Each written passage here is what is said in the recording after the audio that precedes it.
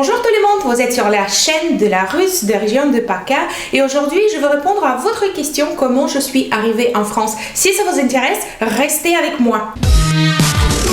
Bon, pour arriver en France, je fais comme tous les gens normaux. J'ai pris un bateau, après on a fait semblant que le bateau est coulé, puis on a passé un petit grillage de frontières, quelques questions administratives. Je déconne. Non, c'était beaucoup plus simple. J'ai trouvé un vieux riche sur Cannes et puis on est mariés et donc voilà, je suis restée en France. 20, 50, 20, 77. Ouais. C'est encore une blague. Non, l'histoire, elle est beaucoup plus compliquée que ça. Elle remonte à 2008. À l'année 2008, je connaissais Julien, donc mon futur mari, déjà depuis 2 ans parce qu'on a travaillé ensemble.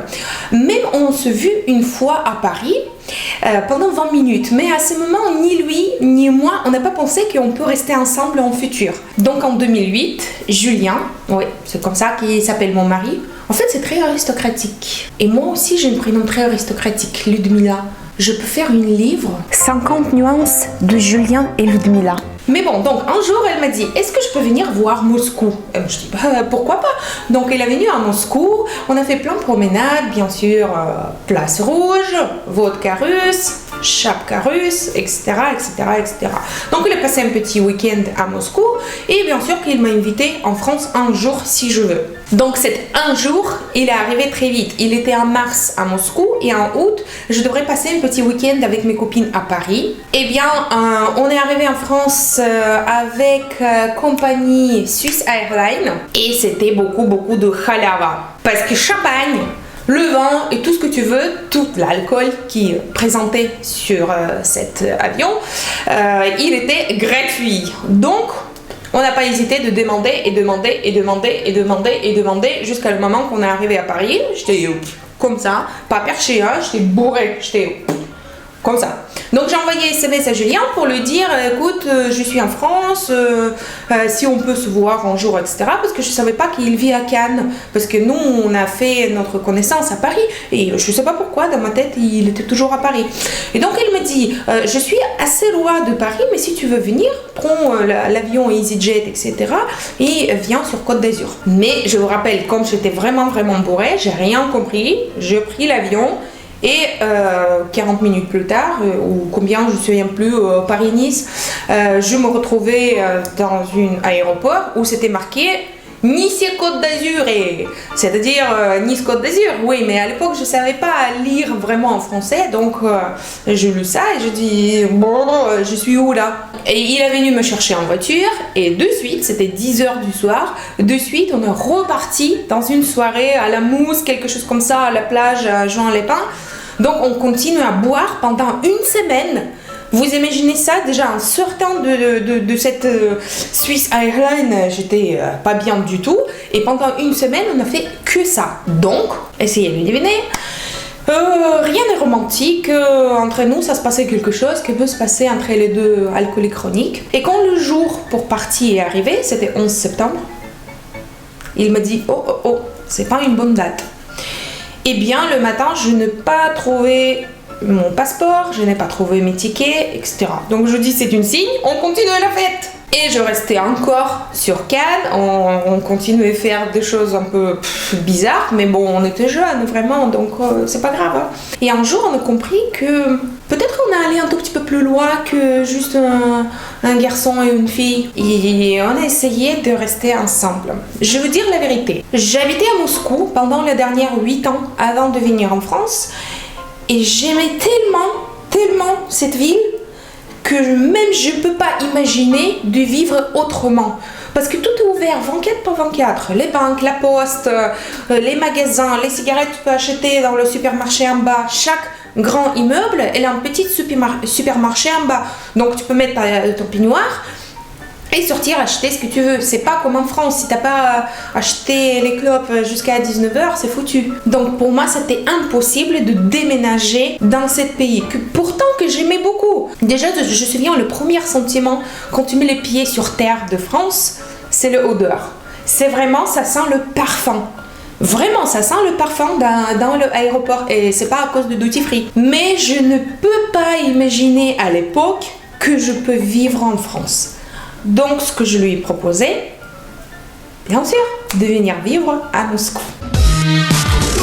Lui, il était plutôt d'accord, donc il est venu avec moi et on est resté quelques mois à Moscou. Quelques mois, c'est sympa. On était jeunes, la Moscou, c'est une ville pour les jeunes, donc tout était bien, sauf une petite chose, le boulot. C'était très dur pour lui de trouver un travail et même il n'imagine pas qu'est-ce qu'il peut faire exactement comme travail. Donc, il m'a proposé de venir vivre en France.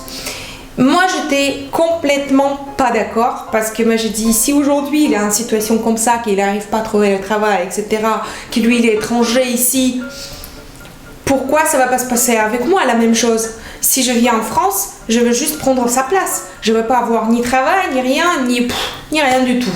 Donc, au bout d'un moment, on m'a dit, il y a une idée. On va trouver un pays, ni France, ni la Russie, pour ce que les deux qui peuvent rentrer dans ce pays sans visa. Et c'était Croatie. Donc on est parti en Croatie et on a vécu pendant quelques mois là-bas. C'était aussi, c'est très sympa, on a eu un appartement juste à bord de mer. C'était juste magnifique, je peux rien dire. Mais malheureusement, c'était aussi pas notre truc. Et on a dit, tiens, on revient en France juste pour regarder comment ça se passe, on reste un tout petit peu ensemble, etc.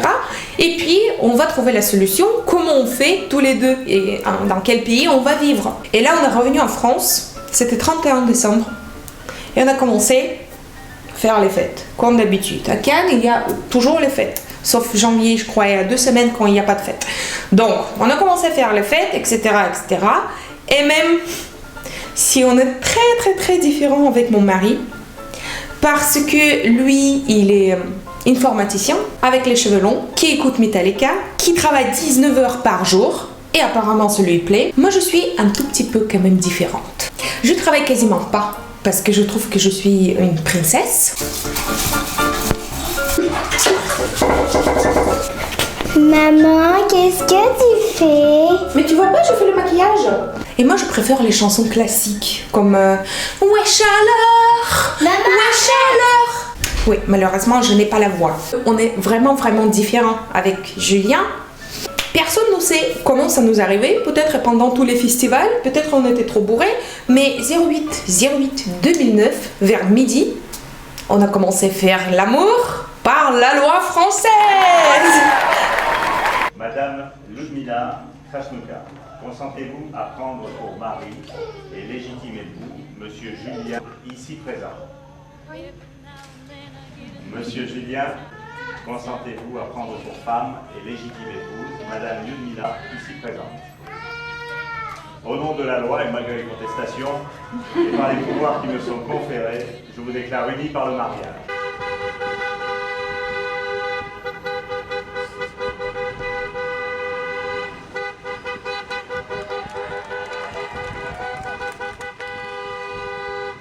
Quand même. Applaudissements pour le palais des festivals, moi je dis quand même. Hein.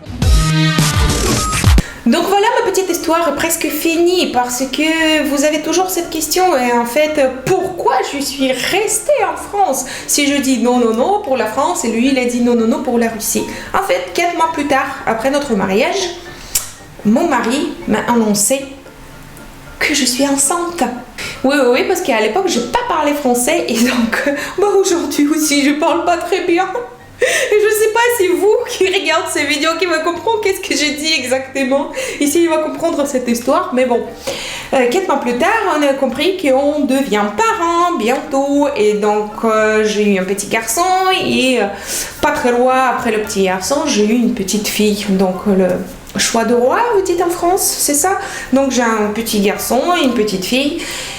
Et c'est eux qui poussaient les racines ici et un jour j'ai compris que je devrais rester en France parce que mes enfants étaient nés à Cannes. Et la dernière question qui revient assez souvent, est-ce que j'ai la nationalité française? Je dis non et je ne pense pas que je vais aller le demander. Pourquoi? Parce que je n'ai rien fait pour ce pays. Je n'ai pas mérité de porter le passeport de ce magnifique pays.